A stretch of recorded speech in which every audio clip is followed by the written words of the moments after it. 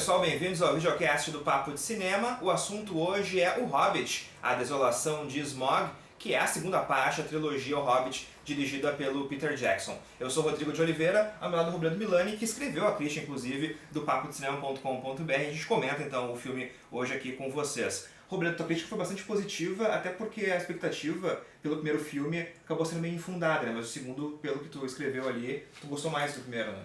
Eu sou bastante fã do Peter Jackson, do Tolkien, né? Eu li os livros também, e gosto muito da série O Senhor dos Anéis, da primeira saga, né?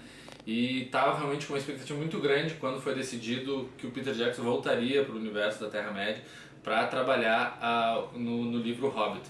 Claro que isso foi meio que um choque também, porque durante muito tempo o Peter Jackson estava definido que iria trabalhar só como produtor do filme, né? Questionou-se várias outras opções para ser os diretores, estava quase fechando ali com o Guillermo del Toro, até que se reinverteu e o Peter Jackson assumiu de novo a bronca e voltou lá. Então assim, poxa, não podia ser melhor. O cara fez uma trilogia fantástica com O Senhor dos Anéis, 17 Oscars, os 3 filmes aí com mais de quase 3 bilhões de bilheteria arrecadado com os 3. Então realmente estava uma expectativa muito alta. Só que levou um choque, porque a gente tem ali, por exemplo, O Senhor dos Anéis é um livro de mais de 1000 páginas, né? Um livro de mais de 1000 páginas, se transformar em 3 filmes é compreensível, tanto que muita coisa ficou de fora. Sim, e os filmes têm 3 horas e meia ainda e ficaram coisa de fora. Exatamente. Agora o Hobbit é um livro não tem 300 páginas, é 250, 260 páginas.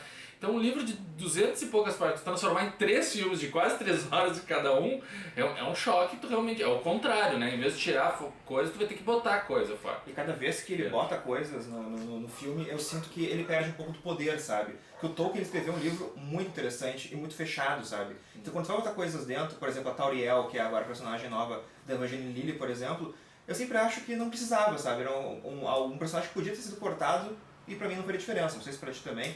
Não, eu discordo nesse sentido, porque assim, o Tolkien ele escreveu seus livros lá nos anos 30, 40, 50, então, e ele era um catedrático, sabe? E o Hobbit, por exemplo, lá no interior da Inglaterra, e o Hobbit, por exemplo, é um livro que ele fez para os filhos dele. Então praticamente não há personagens femininos no filme.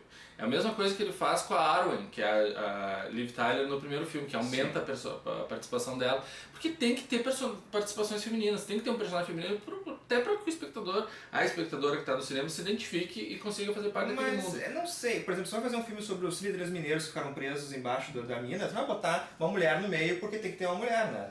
Isso é uma coisa mas os 33 Mineiros é um fato verídico que aconteceu. Sim. Não tem como tu querer inventar uma coisa agora, isso é uma pura fantasia. Mas estamos num outro campo que é completamente oposto a esse sentido, é um universo que está sendo trabalhado e tu vai criar um universo inteiro sem mulheres.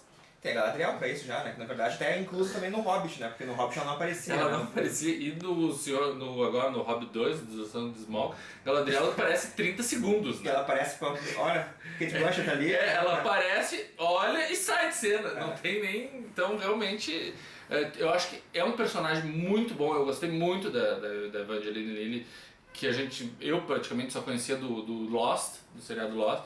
Ela fez alguns filmes, né? Fez aquele com o Hugh Jackman, o Gigantes de Aço. Ah, sim. Sabe, algumas coisas pequenas. Aquele Guerra ao Terror também, que ganhou o Oscar, ela fez.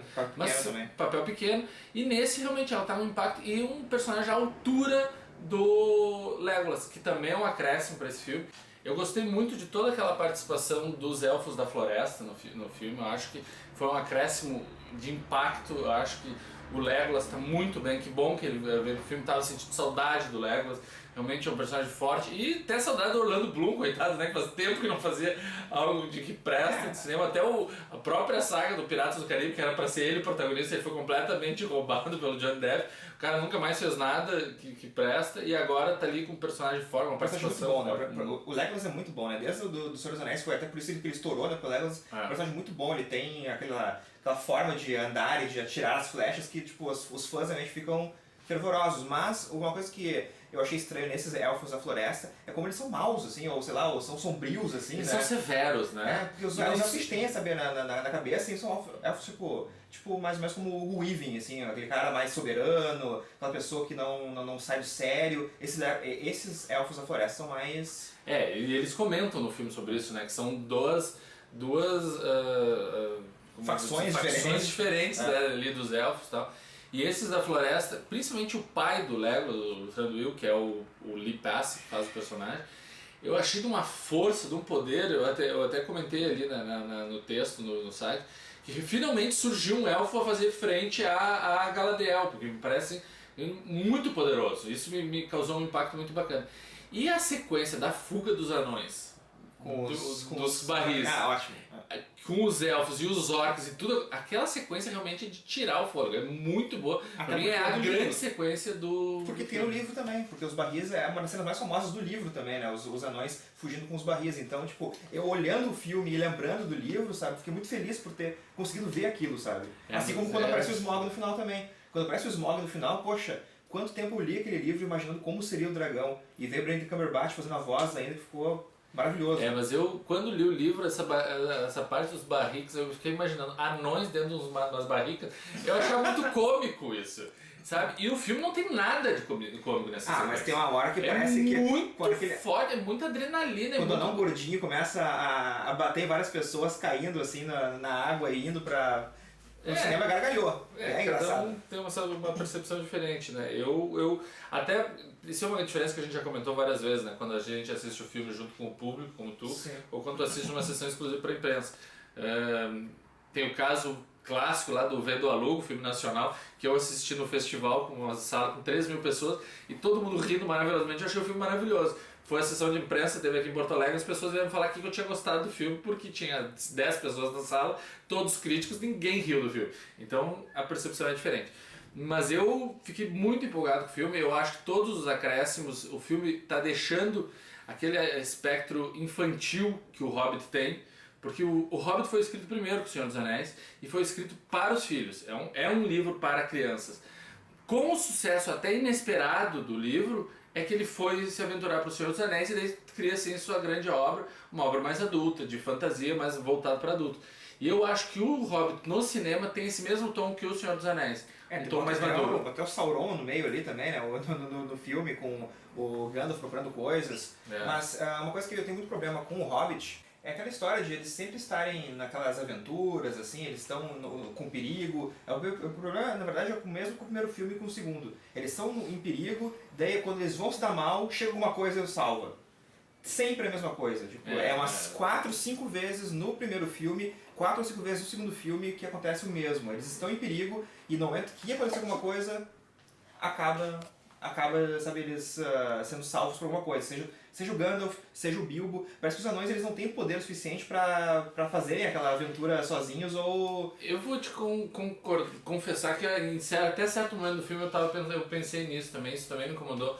Porque eles parecem ser um grupo muito frágil, né? A todo momento eles são capturados por alguém. Mas a partir do momento que eles são capturados na última cidade dos homens, isso começa a mudar. Né? Mas por quê? Porque não acontece alguma coisa, eles simplesmente são reconhecidos e daí eles acabam fazendo parte de todo um jogo político que está acontecendo lá, que isso eu achei bacana, esse acréscimo.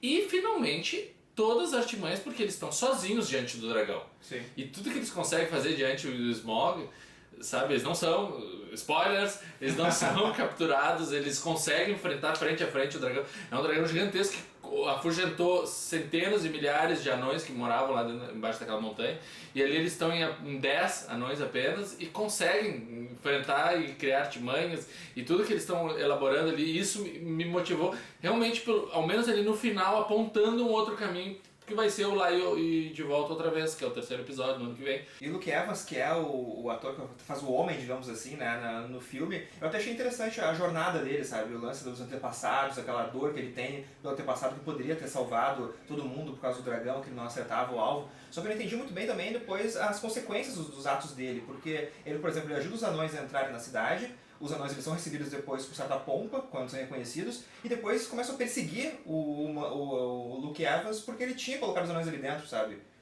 Não me parece, sabe, ser um desenrolar da história que faz sentido. Não, é que assim, os anões não são reconhecidos, né? Eles caem de agrado, eles são abraçados pelo poder local da cidade porque espera-se que dê errado a jornada deles.